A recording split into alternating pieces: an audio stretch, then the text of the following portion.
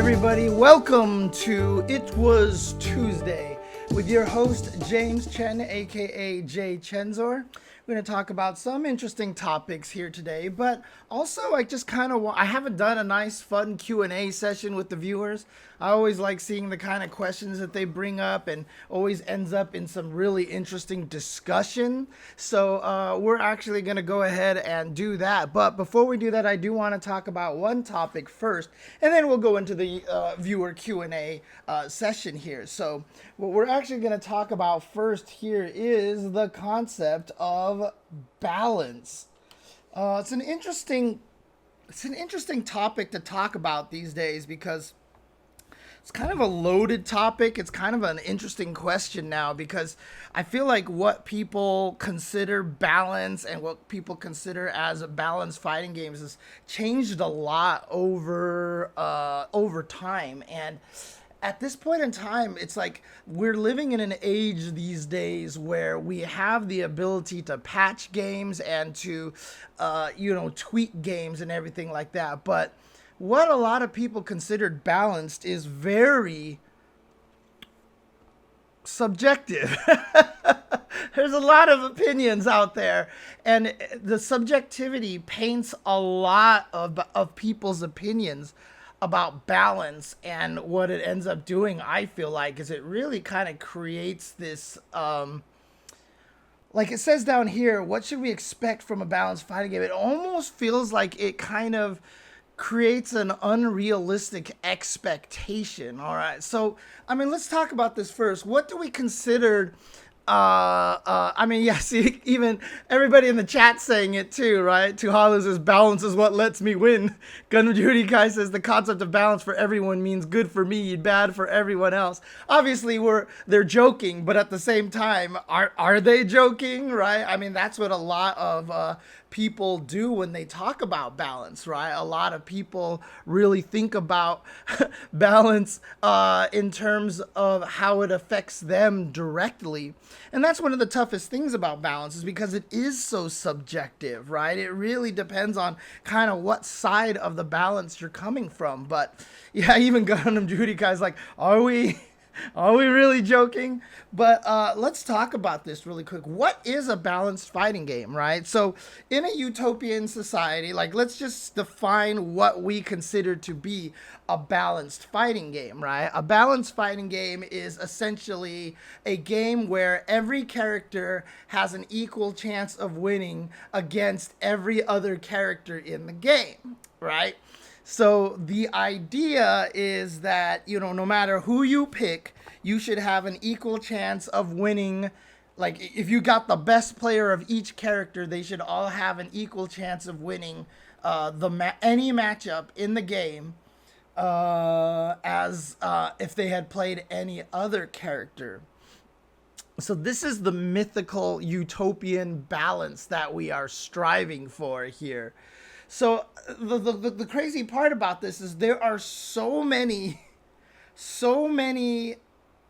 questions and caveats about this, right? Because once we start talking about the ideal situation, balance in fighting games is a lot like when every time I take an economics class, like when I've taken economics classes in high school or in college, and you learn about economics. And what do you learn about in economics? You learn about supply and demand, right? There's this kind of concept here where you have to find the sweet spot in the middle. And basically the way that the market works, if you look at a supply and demand graph, right, is that as the supply goes up and the demand drops, or it's one way or the other, there's a beautiful middle point right there of which how much you need to make, what your price point is, etc., etc.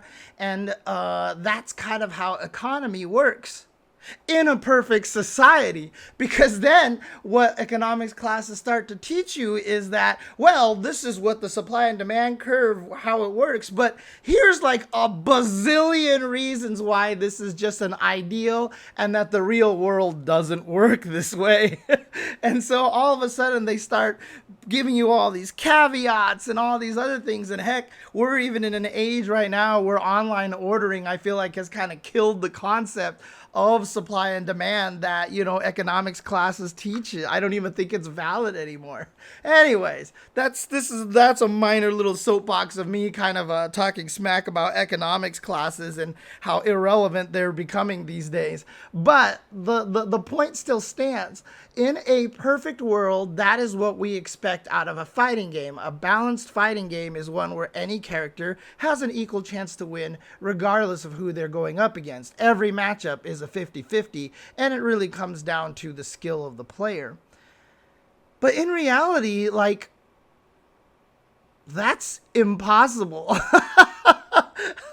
That's actually oh, that's interesting. So Donka even in the chat says business grad student here, supply and demand are basically only relevant now for raw resources. Yeah, exactly, right? It's right at the beginning, but once you get past that, none of it applies anymore. And just like how I really don't feel like kind of hoping for a balanced fighting game in which every character is in the same tier. So if we wrote a tier chart, a balanced fighting game is the entire cast is in A tier.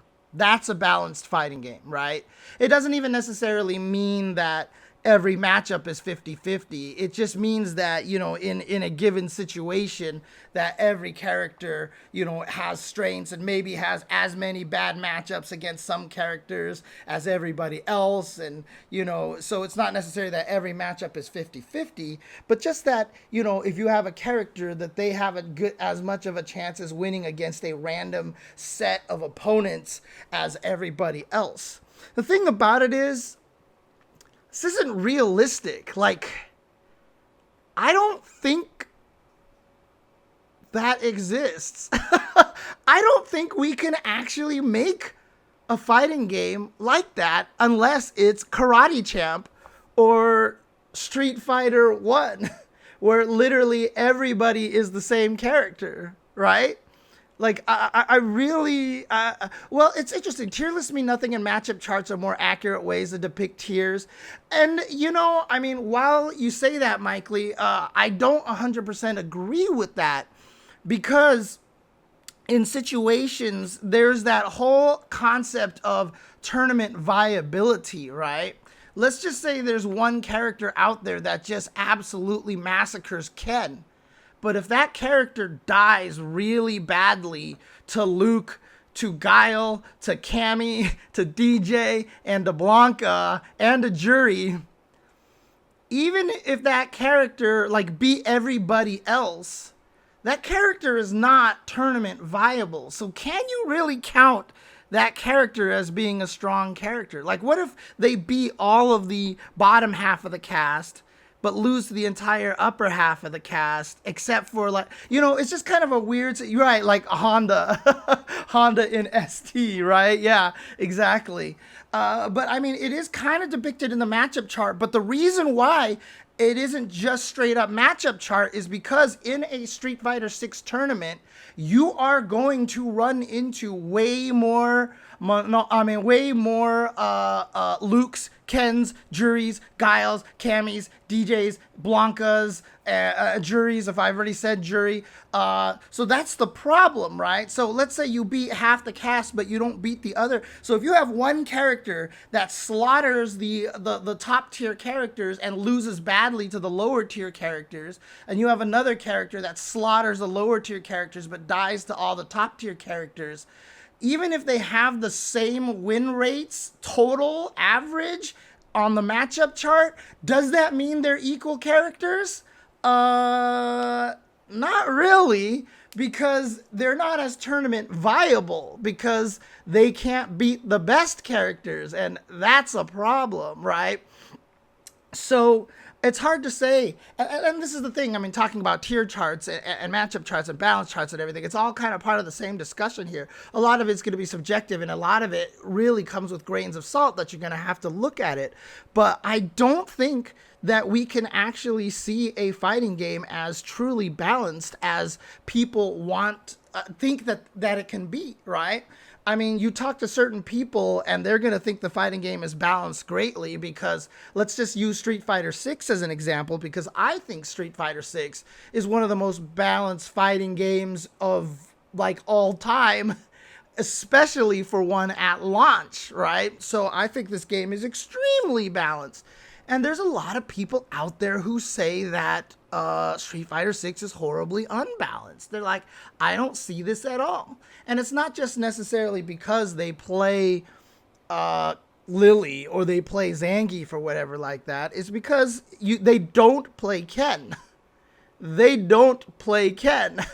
And fighting against Ken, and you see it on my streams too, I get hella salty when I fight against Ken.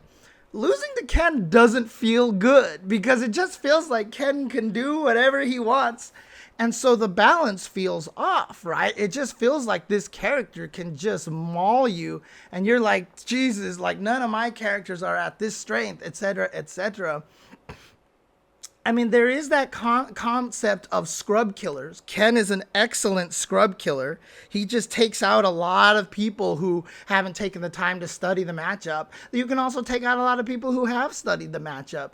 Ken is just a really, really strong character. And so for a lot of people, the game, no, it doesn't feel balanced because Ken is too strong. Luke is too strong. Guile is too strong. Like, it just feels bad losing to some of these characters because it just feels like they have everything, and you don't have to be a Lily player and just being like, this Ken is. I mean, you could actually be a Chun-Li player or a Rashid player, two characters who are very, very good in the game, and you could still be salty and angry at what Ken is capable of doing. And so that's going to paint your perception of the balance of the game, right? So you're just like, this character is far too strong. Now, there is the common and counterpoint to this, the antithesis to this, which I've been guilty of many, many, many, many, many times, is that you compare it to the older games, right? I mean, is Ken the best character in this game? Does he make me salty? Absolutely. Is he super broken? Not even really close at all. Right? I mean, that's the thing, is that Ken, in terms of being the best character in the game, still one of the weakest best characters of a Capcom fighting game that we've ever seen.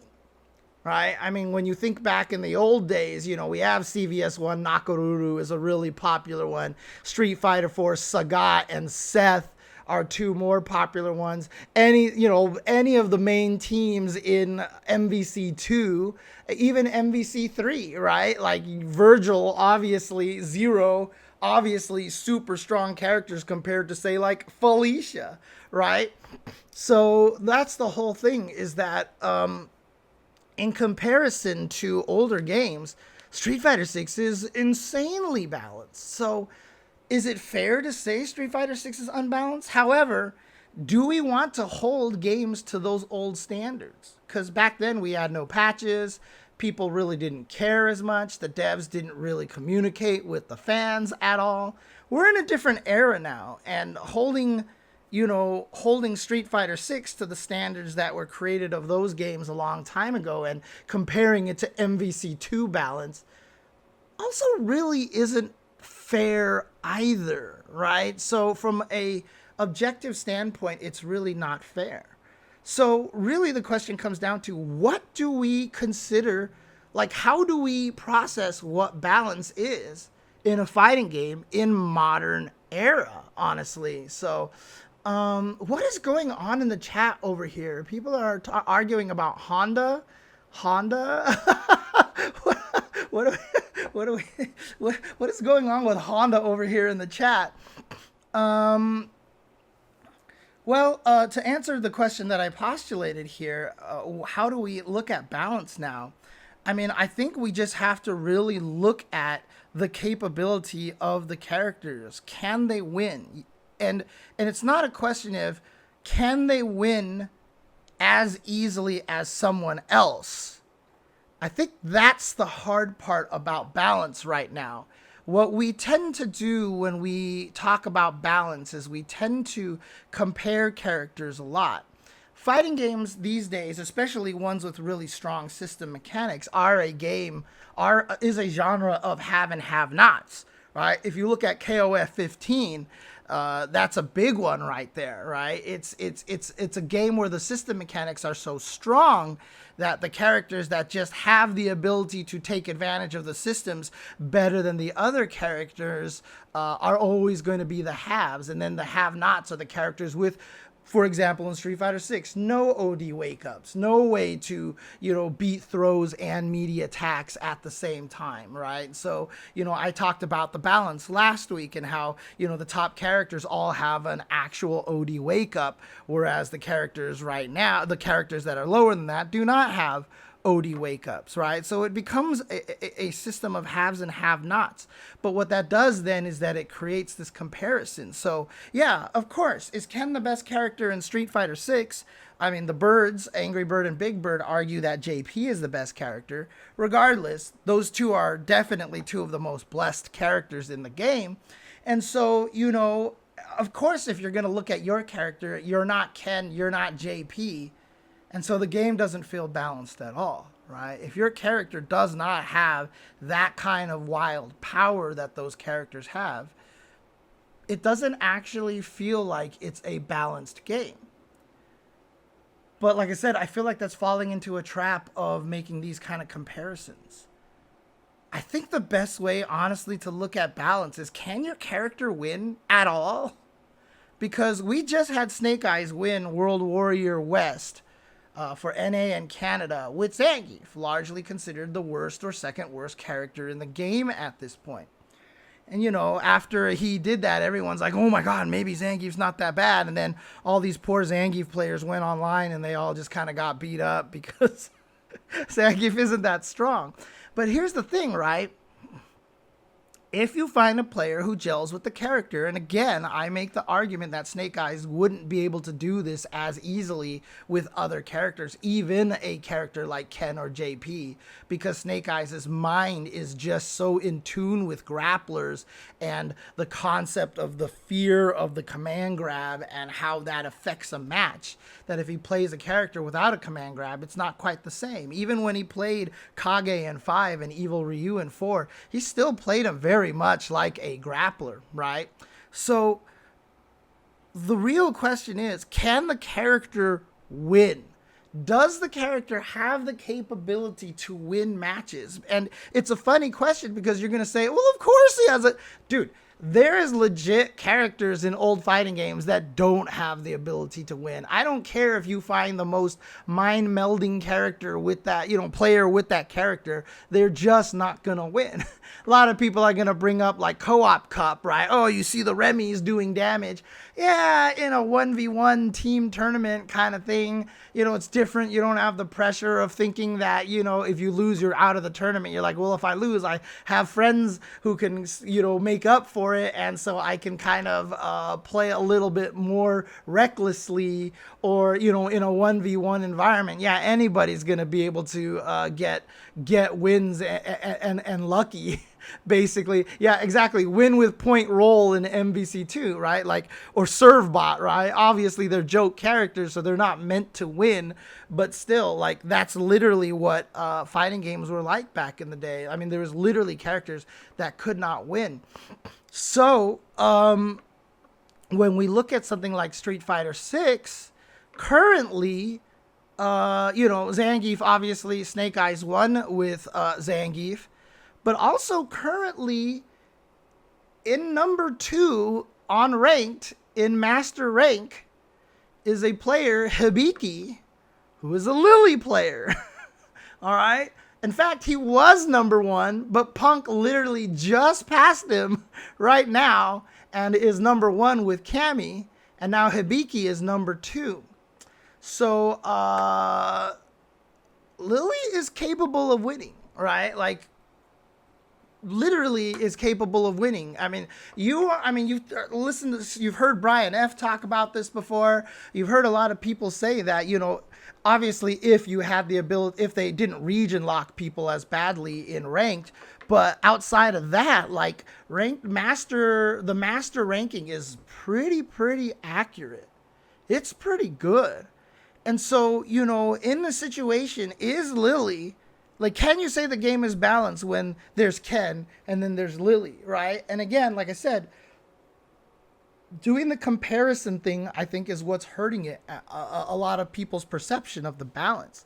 If you look at the game straight up and realize that, does Lily have the tools? Does Zangief have the tools to be able to win tournaments or just perform really, really well? Again, obviously they're not great characters. They could certainly use some buffs, etc., etc. And, a lot of people are going to credit it to the player as opposed to the character. But like I said, there's just so many instances where a character just wasn't good enough, right? In Street Fighter V in Season 1, remember, Chen really loved Fang. He really loved Fang, and he tried to make Fang work. And it didn't work. Sonic Fox tried to make Fang work, and it didn't work, okay? So, like, literally, they had to, Sonic Fox just stopped playing Street Fighter V, but, Xian had to switch to Ibuki because it was just a very different situation. And what we've been seeing here in all these tournaments that we've been doing for CPT so far, Kaoma just got second place in Brazil with with Manon. We've seen Oniki take a Japan World Warrior with Kimberly. We've seen, like I said, Zangief win World Warrior with Zangief. Snake Eyes win World Warrior with Zangief. We've been actually seeing a really interesting spread of characters. Are there more Kens and JPs and Lukes and Guiles and stuff than a lot of the other characters in the high ranks? Probably, but even then, I feel like we've been seeing a fairly different variety, honestly. So, I feel like we have to look at Street Fighter 6, and I think, like I said, as much as I say balance is a subjective thing, I think it's tainted by subjectivity. But I think from an objective standpoint, from a 10,000 foot view, I think Street Fighter 6 is one of the most balanced fighting games that we've ever seen. Even to the point that the first DLC character that came out is actually not too strong and not too good and not too weak. Some people think Rashid has the potential to be the best character in the game. Some people think Rashid isn't very good at all. And it's fascinating to see that. But that, I think, is a super well-balanced character. I really honestly think Street Fighter 6 DJ was the last character to win into Capcom Cup. Are there? Wait, no, we haven't gotten every character in the Capcom Cup yet. I don't think so. I don't think so. Yeah, so KOF 15 is definitely very balanced right now as well. Yes, there's the samurai tier, right? Like, there's characters who aren't very good, but this latest balance patch did a fantastic job. But again, I think both games are suffering from that same kind of situation where, especially KOF 15, because there are so many characters, you're not going to be able to control running into overlap, right? So just like how in Street Fighter 5, did you play Cammy or Karin? Who was stronger at the time? That's who you played, because they kind of overlapped each other, right? And so you get kind of the same thing in KOF 15 sometimes with like Iori and Rock, for example. Like, do you really want to play one when you can play the other? Why play this character when you can play the better version of them? So honestly, like, both of these games kind of suffer from that situation. Why would you ever play Ryu as long as Ken is there, right? Like, Ken is just clearly a better Ryu. Does that mean Ryu can't win? We had Ending Walker win a World Warrior, right? So with Ryu. So clearly, Ryu is capable of winning. He has the tools to win against the best players out there. So my point being is that I do think Street Fighter 6 is objectively a very balanced game. The reason why this topic even came up is that the Birds came out with their tier list, and their tier list goes from S+ to B. And remember, when I made my tier list last week, I had Zangief and Lily in C. And even I argued that I wanted to move them to B minus and kind of shift everybody upwards a little bit more, because I wasn't even positive that Zangief and Lily are B minus, were C.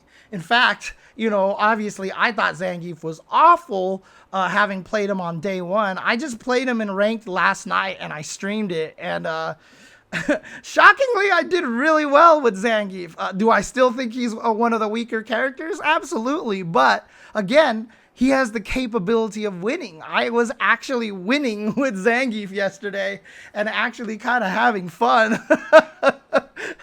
I was actually kind of having a good time with the character. So, but again, from a realistic standpoint, I acknowledge the fact that he's not as good as Ken. Like when I played Ken, I was just like, oh my God, like mashing my face on a controller and winning. But again, the point is that Zangief has the capability of winning. And I think that's the important thing to recognize. So yes, I think Zangief is balanced. I mean, I think Street Fighter 6 is balanced. And this kind of brings me to the next part that I kind of want to talk about here, where it says, what should we expect from a balanced fighting game? And I said this on Twitter, but is our expectations for balance coming from the devs a little bit, are we unfair to the devs? Look, I'm going to answer the question. Yes, we are completely unfair to the devs. Do you know how hard it is to balance a fighting game?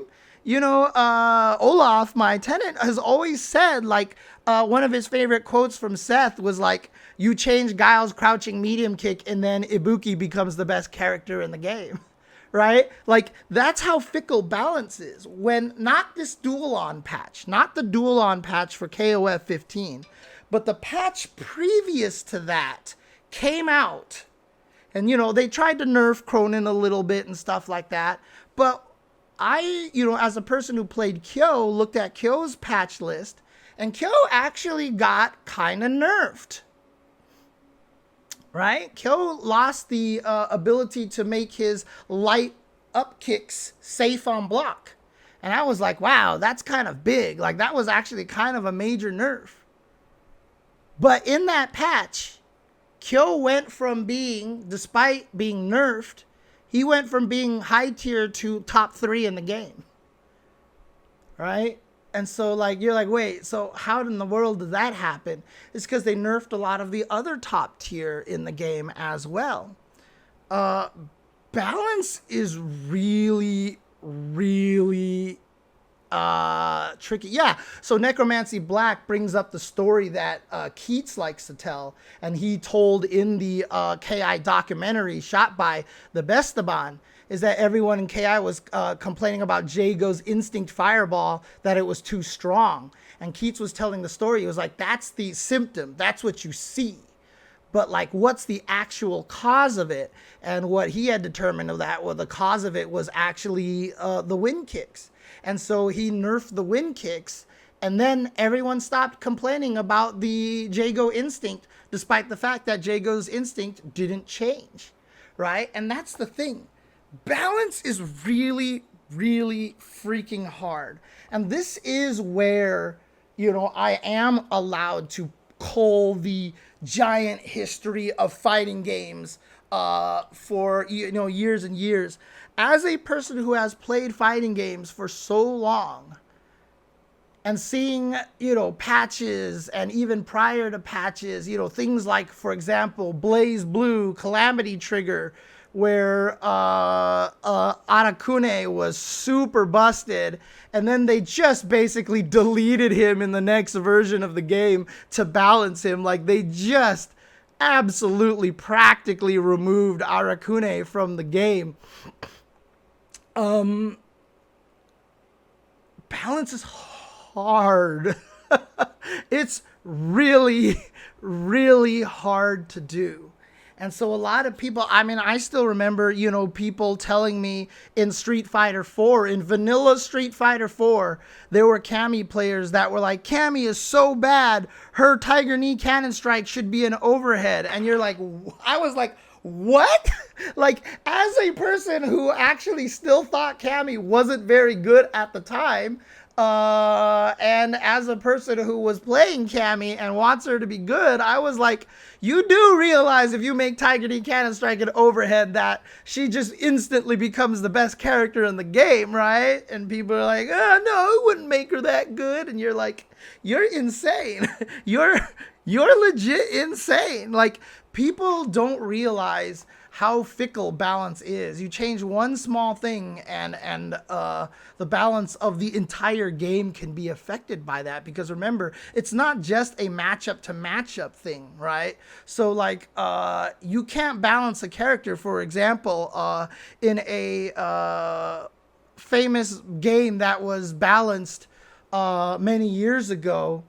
You know, there was a weapon that one character had that was particularly strong in a certain matchup, and the person balancing the game made the mistaken assumption that they only use that button in one match, so they nerfed that attack to help balance that fight and didn't realize that it basically affected everything, right? Like, it affected a bunch of matchups out there. Every little tweak you do is cascades.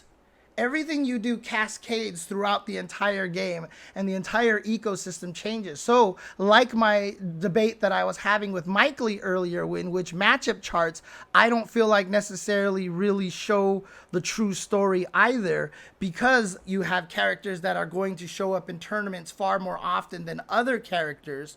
You could have a situation where, you tweak one character so that they no longer were, like, let's just say they beat a top tier character really badly, or even a mid tier character really badly because everybody used them. And then you tweak something and then it cascades into all their other matchup and they're not as strong anymore. And now this character that was kind of gate kept by this other popular character who isn't as popular anymore now gets even stronger. Arcade Edition 2012 for Street Fighter 4. A lot of people considered Zangief a really, really tournament viable character in not AE 2012, the original Arcade Edition. The original Arcade Edition, people considered Zangief a tournament viable character only because he beat Yin and Yang. Yin and Yang came out the gates in Street Fighter 4 Arcade Edition as clearly broken. Clearly broken. And Zangief was one of the only characters that could fight them. And so Zangief actually became viable. I think in the end, Zangief actually couldn't beat them. But regardless, early on, he became a viable character, despite the fact that he lost to a lot of other characters. You know, again, balance in a fighting game is all about an ecosystem, right? It is literally a biome, right? Like, you know, they've told the stories of, I forgot what the reasoning was, but there was basically, I think it was in Australia at one point in time, in which there was an outbreak of locusts, like grasshoppers or whatever like that. Like, there was literally just too many of them. And so what they did was they found one of the locust natural predators, which was this toad, this frog, and they essentially imported the frog into Australia. And they basically had the frogs help take out the locusts, the grasshoppers, and really kind of helped balance out the ecosystem out there with those grasshoppers. But then the problem was there were no natural predators for the toads. And so it actually became a situation where those toads started literally like flooding the entire country of Australia, because they now started proliferating so much to the point where the stories were told that if you drove on the road, you just ran over these frogs like constantly. And in fact, there were stories like they interviewed some Australians and they were like, yeah, I actually aim for the frogs when I'm driving because there's so damn many of them and like it's super annoying. Yeah, and at night there's just this giant chorus of frogs and blah, blah, blah, all that stuff like that. So, and they're poisonous, so a lot of native animals die from eating them. Yeah, like Necromancy Black is saying here. That's just the kind of, I mean, fighting games aren't that far apart from that. They're not that different. And so if you're not careful with how you balance a fighting game, it can get completely out of whack really, really fast. So again, what this brings me back to is that, Street Fighter 6 is really balanced, really, really balanced. And again, I'm not saying that you're whining or you're not justified by saying I don't think it's balanced at all. Ken is too strong. All I'm telling you is try to take a look at it from a little bit further down, right? I mean, further away. Take a look at it from a bigger, larger, more macro perspective, right? Again, Lily and Zangief aren't that strong, but Zangief won a World Warrior in the west coast of the U.S. with a lot of strong players, and Lily is the number 2 player character on ranked right now in Masters in the Master rank on Street Fighter 6 online, and Lily's have won some World Warrior events as well. So what you have to do is you have to look at it from a far point of view and realize that this ecosystem of the game is really, really strong. It also helps a lot of people point out that the system mechanics of Street Fighter 6 are so strong, right? So that's kind of one of the things that makes KOF 15 as well very, a little bit easier to balance, is because the system mechanics are a little bit, are like, I don't want to say stronger than the characters, but they're very, very strong. So definitely in Street Fighter 6, drive rushes, drive impacts, perfect parries, for example, they're all mechanics that, since they can be utilized by any character, they definitely create an easier to balance ecosystem. But having said that, Street Fighter 6, I feel like, has done a wonderful job of having characters that fight very, very differently. We've talked about the Ken and Ryu situation. Unfortunately, in the highest level, but this is the highest level, so it's not quite the same, but like Ken, Cammy, Juri, and Luke are crouch, medium kick, drive rush the characters, but that's why they're all there, right? And so you can't really say one of them outshines the other, because I feel like all 4 of them have legitimate reasons to be played. But outside of that, like, you can't say like Marisa plays like Chun-Li, plays like Rashid, plays like Ken, plays like Guile, plays like DJ, plays like Dalsum. Like, they're all very different characters despite the system mechanics being so powerful. So again, the fact that they were able to create a ton of characters with pretty unique playing styles and have the game be where it is right now, I really do think people are not giving the game enough credit for its balance. I really do think Street Fighter 6 is a really balanced game. And the whole point of this topic here is really that, if you do feel like Street Fighter 6 is horribly unbalanced, really take a step back. Really take a look at it, right? Like Necromancy Black says, same thing with King of Fighters 15, although, poor Darly Dagger and poor Chris, a lot of characters definitely still need some help out there. But again, it's still more balanced than it's ever been, thanks to the Dual-On patch. Like, the Dual-On patch has, I feel like, been universally praised by all KOF players. Like, it didn't it didn't create any characters that just took over Cronin and Bijanet's place. And it didn't create any characters that were as bad as, like the bad characters all got better. They did get better. They could probably get a little bit even more better. But again, it's probably in the most balanced state that it's been in forever. And so, it's easy, like I said, to fight a Ken and just be like, this character's dumb, like I do all the time. I always complain about Ken.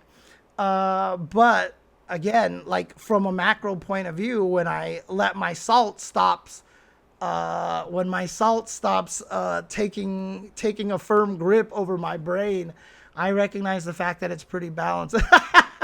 Wait till KOF 13 rollback drops, then you'll see what unbalanced KOF looks like. Yeah, yes, yes. Everybody's gonna have some fun with what is it? Was Mr. Karate, right? Mr. Karate, Iori. I think were like the two of the best characters in that game. But yeah, honestly, we are in an age where the games are actually very, very well balanced. Even a game like Soul Calibur 6, even games like Tekken 7, I've heard are, in a really, really nice balanced state. And yeah, the characters are going to be weaker, but I don't think we can expect anything else.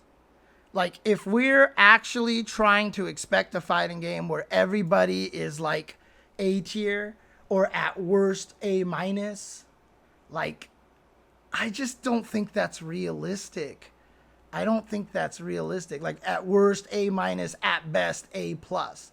Like, if you think you can create a fighting game where everybody is between A plus, A, and A minus, I just don't think that that's gonna ever happen in a fighting game, because like I said, if you try to buff a lower tier character, that may accidentally skew one matchup and throw somebody else to A minus, or it might accidentally make another character A plus, because an A plus character who loses to the A minus character that you buffed now has more trouble winning legitimately in tournament environments and such.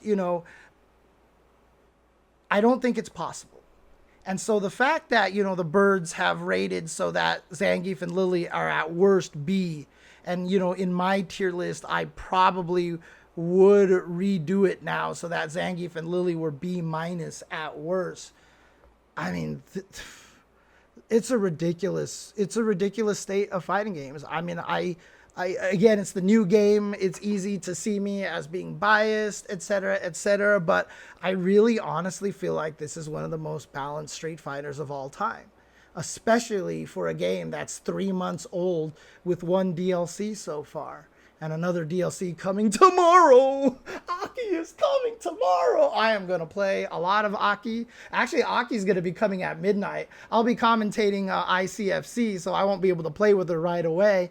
But Aki is coming later on tonight, and I cannot wait to get my hands on that character. So, but yeah, exactly. Like, the only way to truly balance it is to make everybody else Ken. That's just really the way it works. So... but at this point in time, I do feel like I'm kind of repeating myself here, so I apologize to people listening to this.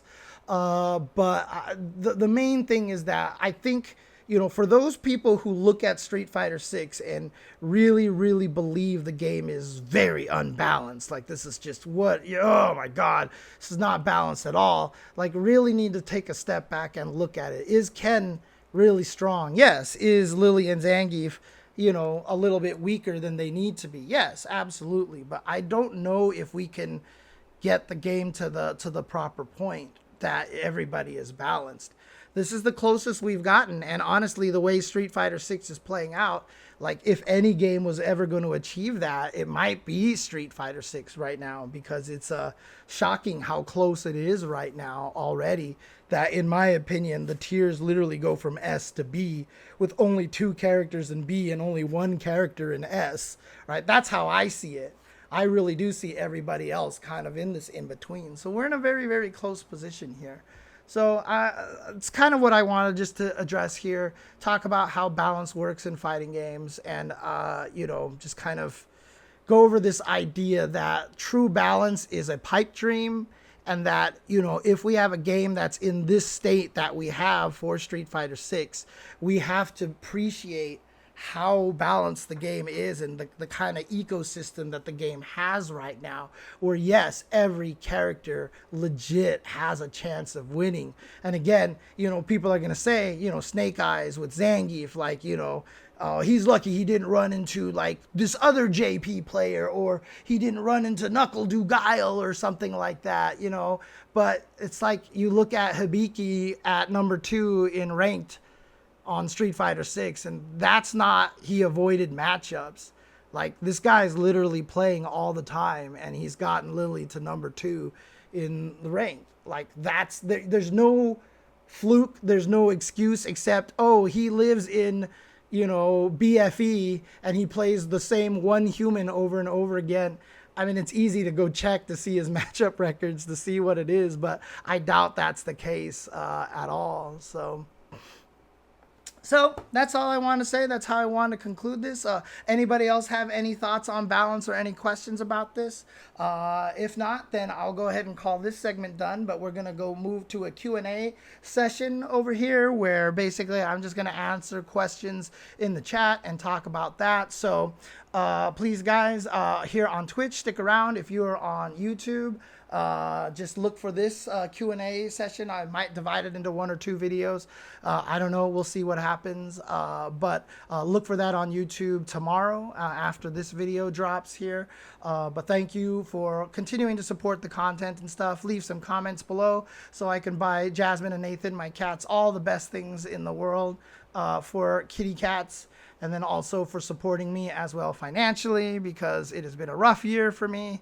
So all subs and donations and stuff like that are very much appreciated. And also please turn off ad blockers if you're watching my videos, because the YouTube ads do help as well. So, and actually, that's actually a really good point. So before I end this, I want to address what Forrest said in the chat, and that balance isn't always as important as made out to be. Fun is number one. And there is a lot of truth to that too, because as much as unbalanced, like I think Super Turbo, Third Strike, and MVC2 are 3 of the most unbalanced fighting games of all time. But God, they are still 3 of the most fun fighting games. There's a reason why those games have lasted in the hearts of fighting game players as long as they have, is because they're just fun. There's just something about them that clicks with the players that play them, and they still have such loyal bases. I mean, people bringing back Sailor Moon as a Super Nintendo Sailor Moon as a side tournament out there.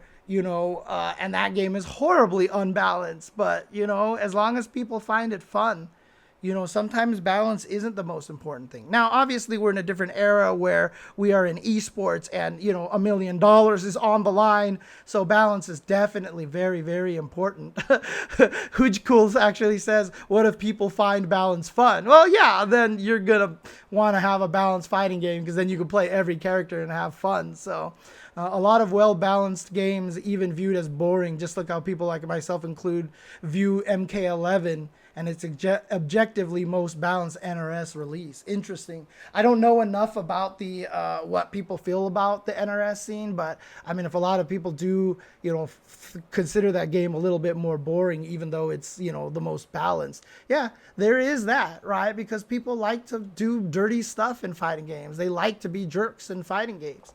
If you make it in a fighting game so that everybody's balanced because you take away everybody's jerkery, that's just not a fun fighting game. Nobody wants to play it, right? So some people pick Dan just because they like an uphill battle. I've been a low-tier hero my whole life. I liked playing low-tier characters because I liked basically being Inigo Montoya and fighting, left-handed. Because at my local arcades and stuff, I used to just beat up everybody. So I would just play the lowest tier character so I could, beat them up with bad characters and just kind of like rub it in that I was better than they were, essentially. So, and of course you always have the excuse if you lose. You're like, well, my character sucks, so I'm not even supposed to win anyhow, So there's a lot of psychological advantages to playing low tier characters, honestly. But yeah, balance is hard. And what we are accomplishing with fighting games today, even like, we've brought up KOF 15, we've brought up MK11, I've brought up Tekken 7. Look, the balance is great. Honestly, like the balance is really, really strong in fighting games right now. In all fighting games, not just Street Fighter 6. I do think Street Fighter 6 is the premier example of it right now.